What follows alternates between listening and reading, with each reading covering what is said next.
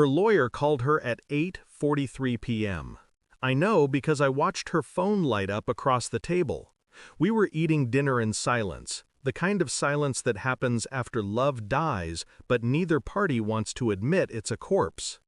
She answered without looking at me, her voice flat, polite. Then came the shift. Her fork froze mid-air, her expression cracked, and when she said, "What do you mean?" her tone trembled in a way I hadn't heard in years. I kept chewing, slowly, calmly, because I already knew what he was calling about. When she hung up, her fingers were shaking so hard she dropped her phone. The color drained from her face. She whispered, "He found out." Then looked at me like I was the one holding the knife. In a way, I was. It began a month ago, the night she told her mother she was leaving me. She didn't know I heard her. Her voice carried through the kitchen wall, brittle and cruel. "I can't live with a man who earns less than me," she said. "I need someone ambitious."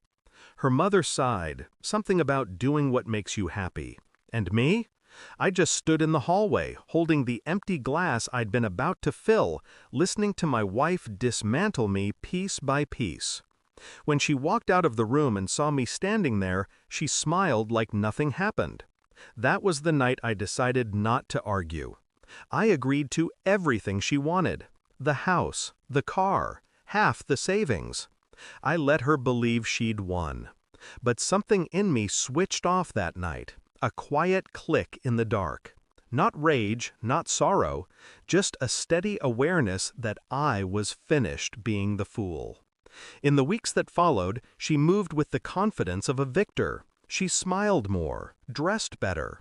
Her phone, once left anywhere, was suddenly glued to her hand. I didn't question it. I watched.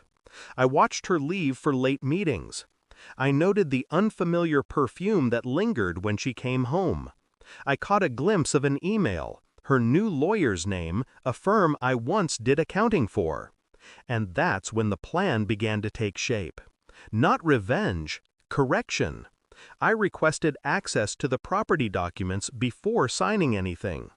She was too busy gloating to notice that the lawyer's email address she sent me was a contact I had used years ago. The man owed me a favor. For 3 quiet weeks, I built a paper wall around her. Every lie, every signature, every whispered plan to drain what little I had left, I watched it unfold from behind a calm smile. Inside, I was cold steel. Outside, I was the same silent husband she thought she'd outgrown. When the lawyer called her tonight, he wasn't supposed to tell her anything, but shock makes people careless. He asked her, voice trembling, why she hadn't told him about the clause in the prenup, the one I'd quietly reinstated months before our marriage fell apart. A clause she had initialed, a clause that nullified her right to anything if she initiated the divorce. She didn't even remember signing it. I made sure of that. I'd slipped it into the pile the day she rushed to finalize her promotion. She signed without reading. It sat in my drawer for years, a sleeping ghost. Now it was awake. When I looked at her across the table tonight, the air felt colder. She whispered, "You did this." I didn't answer. I just folded my napkin, set it beside my plate, and stood. Her breathing quickened, her eyes filled, not with sorrow, but with the dawning horror of losing everything she thought she'd stolen. She followed me into the living room. "You can't do this to me," she said. Her voice cracked, desperate now. I turned to her, finally meeting her eyes. "You already did," I said.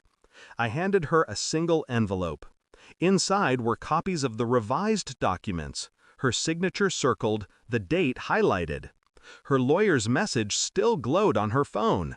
"You have no claim to his assets. The clause is binding." She sank onto the couch, shaking. For once, the silence wasn't mine to carry. I walked to the door, the weight in my chest not pain, just relief. A kind of cleansing chill.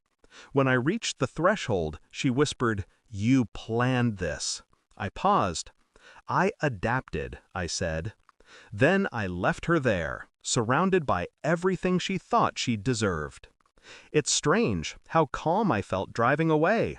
No victory, no thrill, just balance. The city lights blurred past, each one a memory dissolving.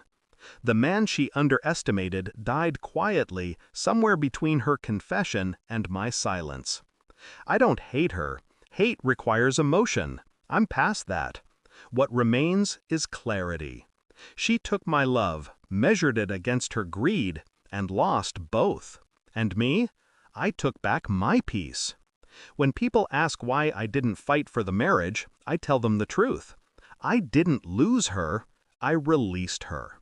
Because some people only understand what they've broken once they're standing in the ruins alone. And tonight, she finally is. Thanks for watching. Don't forget to like, share, and comment. Subscribe now to Cheating Stories Insight World for more amazing stories.